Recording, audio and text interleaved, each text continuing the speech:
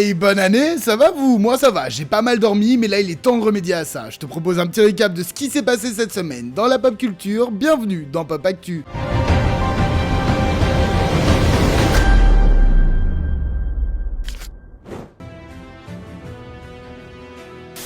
Les Oscars se rapprochent de plus en plus. La cérémonie se tiendra dans la nuit du 2 au 3 mars, toujours au Dolby Theatre, qui n'a heureusement pas eu de gros dommages suite aux incendies récents. On a donc eu les nominations, on reviendra en détail dessus, comme chaque année, dès que j'aurai rattrapé quelques films nominés. Mais on va quand même regarder quelques petites statistiques et changements pour cette édition. Tout d'abord, les chansons nommées dans meilleure chanson originale ne seront pas jouées en live comme les éditions précédentes. Ça c'est dommage parce que ça permettait pas mal de recapter le public dans une émission qui est quand même assez longue et qui peut parfois être un petit peu pesante à suivre. Certains grands acteurs se voient nommés pour la première fois, comme Sebastian Stan et Demi Moore pour The Apprentice et The Substance. Mais également Carla Sofia Gascon, qui est la première personnalité ouvertement transgenre à être nommée dans une catégorie d'acting. Et les 5 films les plus nommés sont Un Parfait Inconnu et Conclave avec 8 nominations, Wicked et The Brutalist avec 10 nominations, et finalement Emilia Perez avec 13 nominations, ce qui marque d'ailleurs l'histoire car c'est le record de nominations pour un film en langue étrangère, record détenu jusqu'ici par Roma en 2018 avec 10 nominations. C'est ce qu'il y avait de plus important à retenir pour cette édition, bien évidemment on se retrouve dans le courant du mois pour les nominations et début mars pour le récap de la cérémonie.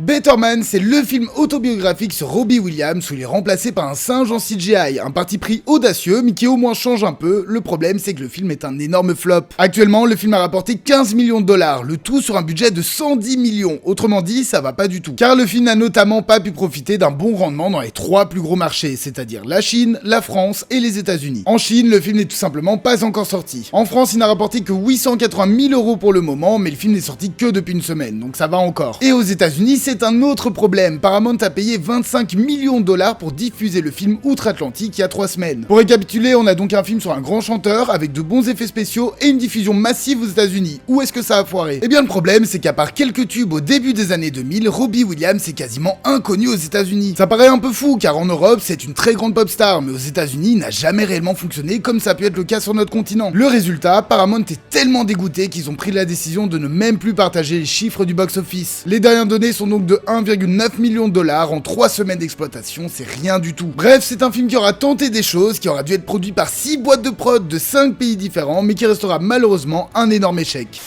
En 2019 est sorti Once Upon a Time in Hollywood, 10e film du grand Quentin Tarantino. Enfin, techniquement 9e, car il considère Kill Bill 1 et 2 comme une seule œuvre et il avait toujours dit qu'il s'arrêterait après 10 films. Mais alors, il est où ce 10e film? En mars 2023, on parlait du projet The Movie Critic, film de réalisateur centré sur la critique de films Pauline Kael. Les mois se sont enchaînés, ça a changé de direction, c'était finalement pas sur Kael et ça aura finalement été annulé. Et depuis de longs mois, plus rien, jusque maintenant où Tarantino est revenu avec une annonce. Il arrête le cinéma. Du moins momentanément, ça va, calme-toi. Car il veut tenter de nouvelles choses, monter une pièce de théâtre et ensuite l'adapter au cinéma si, et je le cite, c'est un putain de succès. Bref, le dernier Tarantino, c'est pas pour maintenant, mais j'ai quand même très hâte de voir ce que sa vision pourrait donner sur des planches et surtout combien de litres de faux sang devront être prévus.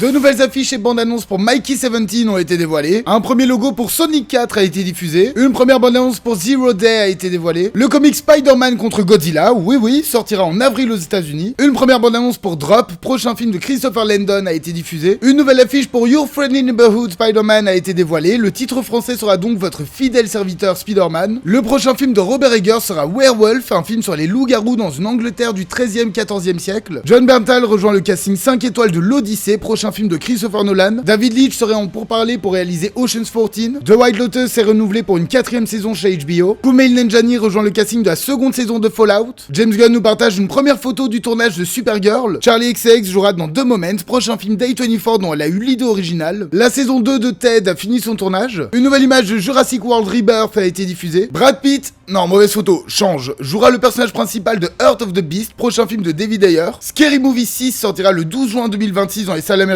Fede Alvarez dément la rumeur que le personnage de Ripley serait de retour dans la suite d'Alien Romulus. George Nolfi scénarisera le film sur Ray. Ulrich Thompson jouera Sinestro dans la série Lanterns. Un premier aperçu du logo du prochain Destination Finale a été dévoilé. Le tournage de Black Phone 2 est terminé. Une première image de tournage de Five Nights at Freddy's 2 a été diffusée. Un nouveau spot TV pour Superman a été diffusé. Cette petite scène de Superman qui vole a été vivement critiquée sur les réseaux car trouvée trop moche. Une nouvelle affiche et teaser pour Iron Earth ont été dévoilés. D'après des rumeurs, la dernière saison de Stranger Things serait divisée en 2 parties. parties, une première en octobre, la seconde en novembre. Une première affiche et bande-annonce pour Sinners, prochain film de Ryan Coogler, ont été diffusés. Leonardo DiCaprio décroche le rôle principal de The Devil in the White City, prochain film de Martin Scorsese. Une nouvelle image de la 7ème saison de Black Mirror a été dévoilée. Et pour finir, le film sur Michael Jackson doit revoir et retourner tout son 3e acte. Il se concentrait sur les accusations de la famille Chandler envers Michael Jackson pour pédophilie, mais un accord entre les deux familles a été signé à l'époque, interdisant la mention de cette histoire dans toute œuvre culturelle.